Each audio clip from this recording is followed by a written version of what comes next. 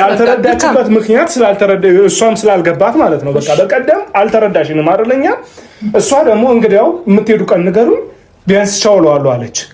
እኛ ልንወጣ ስንል እንግዲያው ደወልንላት ቻው ልትለው ነው የመጣችው እንጂ ለሌላ ጉዳይ ወይ አንቺ እንደምትዩ ምናምን ፕሮሰስ ውስጥ ገብተን አይደለም። አንቺን ደግሞ እንዳንደውልልሽ ደግሞ አንቺ የፈጠርሽውን በጊዜው እንዴት ትለሽን እኮ ነው የሄድሽው ሩታ። እኛን አቁመሽን እኮ ማድረገውን አውቃለሁ ብለሽ ጥለሽን መሰለኝ የሄድሽው።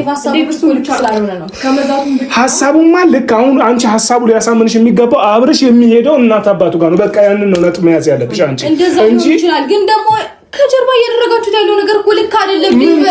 አይደለም ለኔ አይደለም ምን ያጠገባችሁ ያለሁት ሰው ማንንም እኮ አይቶ የሚረዳው ነገር እኮ እሺ ምንድነው ያደረግነው? እሺ ከጀርባ ከፊት የሚባል ነገር የለም።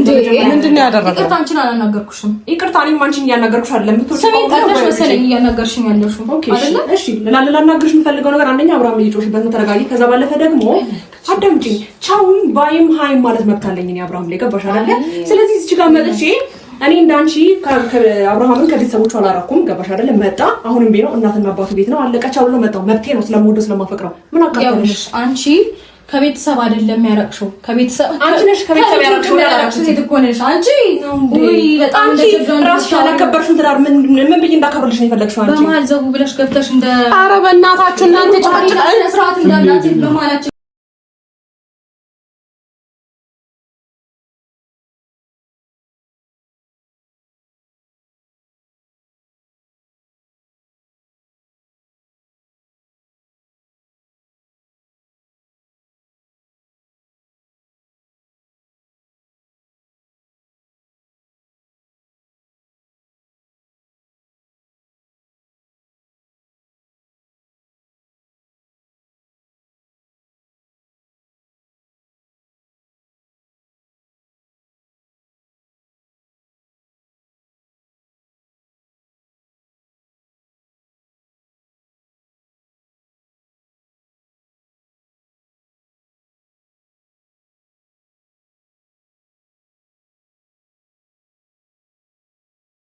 አያችሁ አንቺ ያላከበርሽውን ትዳር እኔ እንዳከብርልሽ ትፈልጊያለሽ። የሄርሜላ መልስ ለሩታ መለሰችላት። በጣም ነው የሚገርመው። እንግዲህ ቤተሰብ ዜናችን ቀጥለዋል። ላይክ ሼር ሰብስክራይብ እያደረጋችሁ ማለት ነው። እንግዲህ እዚህ ጋር በጣም ይሄ ቪዲዮ በጣም እያየሁት ነበርና ሩታ መታ ጭቅጭቅ ነው የፈጠረችው። ሄርሜላ ግን ቅድም ላይ በፖስት ሁላችሁ ቪዲዮ ስነ ስርዓት በተሞላ መልኩ በክብር ተጠርታ ነው የመጣችው። እዚህ ጋር ደግሞ አብርሃም ራሱ በጣም ደብሮት ትቷት ነው ሄደው። በቃ የሷ ጭቅጭቅ ሰልችቶት ሩታ ቢፈልጉሽ እኮ ጠርተውሽ ነይ ቶሎ ሩታ ብለው በክብር ዙፋን ላይ ያስቀምጡሽ ነበረ። አልፈለጉሽም እኮ አየሽ። ያ ሰው ያልጠራሽ ለምንድን ነው? አልፈለገሽማ። እሱ ደስታ ላይ ወይም እሱ ሽኝት ላይ እንድትመጪ ስላልፈለገሽ ነው። በቃ ለምን አልጠራችሁኝም ብለሽ ይሄንን ያህል መንገድ ከምትጓዥ ሴትዮ ወደ ራስሽ ተመልሰሽ በቃ እኔ ማን ነኝ ብለሽ ራስሽን ብትፈትሹ መልካም ነው። ጭራሽ ከቡዜ ጋር መብቷ እኮ ነው፣ ወንድሟ ነው። እንደፈለገች ቀቅላ ራሱ ብትበላ ወንድሟ እኮ ነው።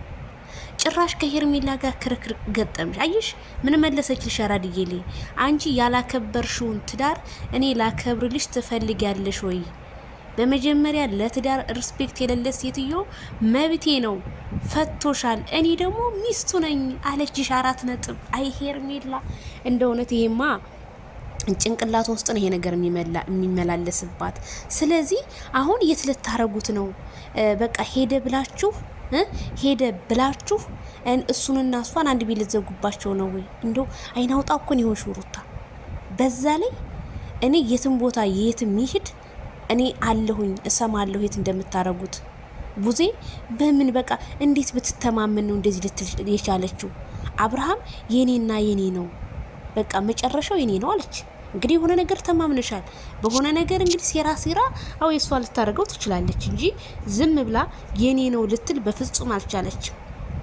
የሆነ ያሰበችው ሴራ፣ የሆነ ያቀደችው ነገር አለ። ሁልጊዜ ጭቅጭቅ፣ ሁልጊዜ ንትርክ። እንዴ እኛ ኢትዮጵያ ውስጥ ይሄ ትዳር ተፋቱ ተፈታቱ ማለት አዲስ ህግ ወጣ እንዴ? ሳናቀውኛ መቼም አንድ ወንድ በቃ ታንድ ሴት ጋር ተጣልቻለሁ ካል ተለያየ በቃ እሱም ሌላ ላይፍ ይኖራል፣ እሷም ላይፍ ልጇን እያሳደገች ትኖራለች እንጂ እንደዚህ አይነት ጭቅጭቅ ቦታ በፍጹም አይተንም ሰምተንም አናውቅም።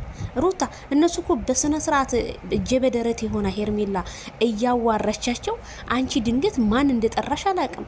እኔ ወይ ጆሮ ግንባሯ ላይ ካሜራ ለጥፈሽ ሆነ ምን ዞሮ ምንም ሊገባኝ አልቻለም። ማን ነገርሽ? እንዴት መጣሽ ሳትጠሪ? ልክ እንዴት ነው አንድ ዝንብር ውስጥ ትገባለች። አንቺም እኮ ልክ እንደ ዝንብር ነው ዘለሽ ጥልቅ ያልሽባቸው። እንዴ ሳይፈልጉ ሳያከብሩሽ እንዴት ትመጫለሽ? ይሄንን ያህል መከራከሩ ለምን አስፈለገ? አብርሃም አየሹ ፊት እንኳን አይሰጥሽም። በቃ ለምንድን ነው ራስሽን ማታስከብሩ? ሴት አይደለሽ እንዴ? ቡዜ ጭራሽ ከቡዜ አረ ቡዜ ምቻት እንጂ ምቻት መቼም እኛ የተናናቅም አማት ሲከበር እንጂ የምናቀው አማት እንደዚህ ሲሰደብ ሲገለማመጥ አይተንም ሰምተንም አናቅም እንዴ። ይሄ ልጅ እንዲዲና አትፈልጊም? ሲጀምር ላንቺ እንኳን ባይሆንሽ ለልጅሽ አባት ነው እንኳን ተብሎ እንዲጠራ ምሽ ፈልግሽ አንቺ እንዴ? እነሱ እኮ የሚጠሩሽ ወይም የሚያከብሩሽ እኮ አንቺ ለነሱ ሪስፔክት ሲኖርሽ እኮ ነው። ሪስፔክት እኮ የለሽም እኮ አይንሽን በጨው አጥብሽ እኮ ነው የምትከራከራቸው። ዲቪያ እንደሆኑ ብዙ ዝምተኛም ነው ወደ አንቺ ምናምን ስለሚዋልል ችግር የለውም። ግን ቡቴ ታላቀት ናት። እሷን እንኳን አላከበርሻትም። ማንኛውም ሰው በሰውነቱ ይከበራል። ግን አንቺ ሰውን እያከበርሽ አይደለም። ይሄንን ያህል ጥሉ ብለሽ የምትራመጁ ነገር ግን በጣም ነው የሚያሳፍረው። በእኔ በጣም አፍሬበታለሁ ቤተሰብዬ። ዲ በቃ ይፈልጉሽም ተፋቻቸው። አይ ሄርሜላ ባልሽ አይደለም